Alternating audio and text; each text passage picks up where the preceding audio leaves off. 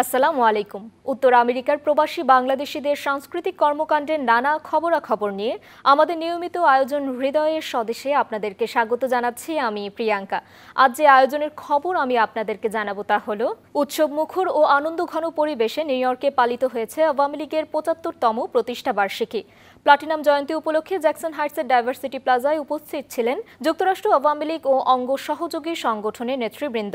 বঙ্গবন্ধুর প্রতিকৃতিতে পুষ্পমাল্য অর্পণ, পবিত্র ধর্মগ্রন্থ থেকে পাঠ আর জাতীয় সঙ্গীতের মাধ্যমে অনুষ্ঠানের সূচনা করা হয়। এরপর উদ্বোধনী অনুষ্ঠানে বেলুন ও শান্তির প্রতীক কবুতর উড়িয়ে কর্মসূচি উদ্বোধন করেন যুক্তরাষ্ট্র আওয়ামী লীগের সভাপতি ডক্টর সিদ্দিকুর রহমান। এদিন বিভিন্ন বক্তা এমন নেতৃত্বের ভূয়সী প্রশংসা করেন।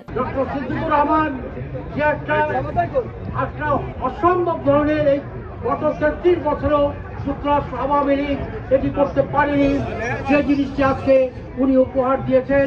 আমরা সত্যি সব বড় নেতাবৃন্দ তার কাছে ঋণী।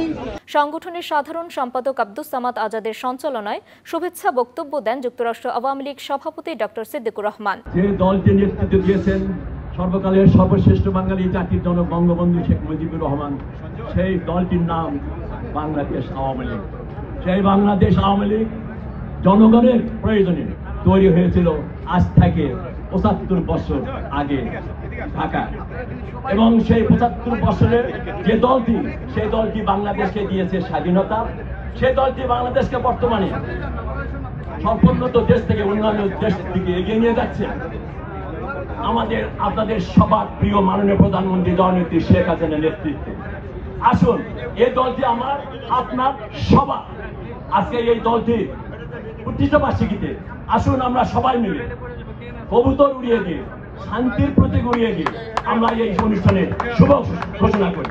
যুক্তরাষ্ট্র আওয়ামী লীগ ও অঙ্গ সহযোগী সংগঠনের নেতাকর্মীরা প্লাটিনাম জয়ন্তীর বর্ণাঢ্য এক শোভাযাত্রার মাধ্যমে জ্যাকসন হাইটসের বিভিন্ন সড়ক প্রদক্ষিণ করে আবার ডাইভার্সিটি প্লাজায় ফিরে যায়। দৃষ্টিনন্দন এ শোভাযাত্রায় পথচারীরাও আনন্দ প্রকাশ করেন। প্লাটিনাম জয়ন্তী উপলক্ষে কেক কেটে ও খাবার বিতরণের মাধ্যমে অনুষ্ঠানের সমাপ্তি টানা হয়।